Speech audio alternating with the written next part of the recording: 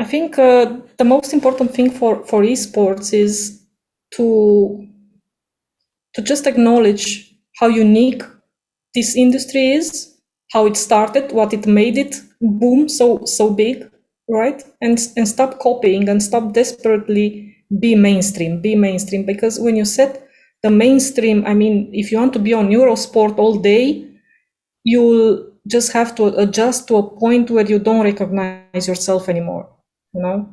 And this is a bit what scares me when when people try desperately to put esports on the same page with sports. We are sports, or we should be sports, you know? Yes, recognition is important, but for other reasons. Right. And once you open it up like that, hands are you letting get involved in that? You know, now we're talking about, oh, we want to be, you know, esports and we want to go to the Olympics, you know, we want to have an Olympic representation. Now we're opening esports up to these old men that are running an Olympic, you know, committee and don't know anything about our esports.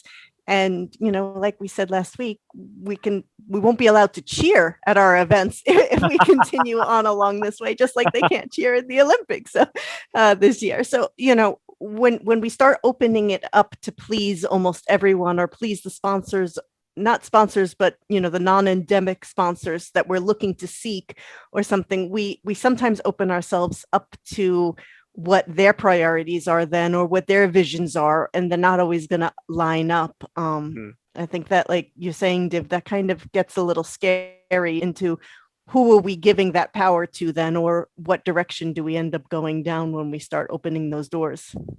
Because you brought up this Olympic thing, I always wondered, I mean, we had a couple of WSG tournaments, right, before going into SAA games, and those WSG tournaments featured a lot of other games besides Dota. They had CSGO, they had Hearthstone, they had StarCraft, and so on.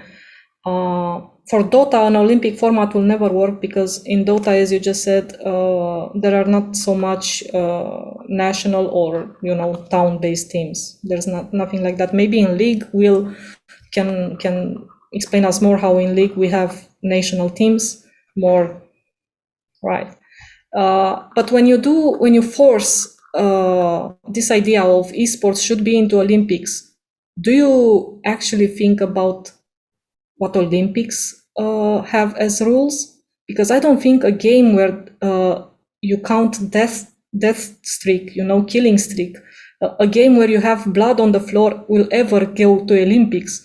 So if you want to have esports into Olympics, I guess the most you can do is some card game, to be honest. Or like a sports simulation game, right? Like, you know, having FIFA, which is kind of funny because you have the real football right there. So yeah. Yeah, or Rocket League, for instance. Oh, Rocket League. But yeah, and then you have to ask yourself: is this esports getting acceptance, the big acceptance from the sports world, or is just us trying to, not us, but different game developers trying to bend the knee to say, or to you know, do whatever it takes to be mainstream. Again, I think right. It goes back to be careful what you wish for, you know, because if it comes true, it might not be the way that you're hoping or you want it to develop or happen.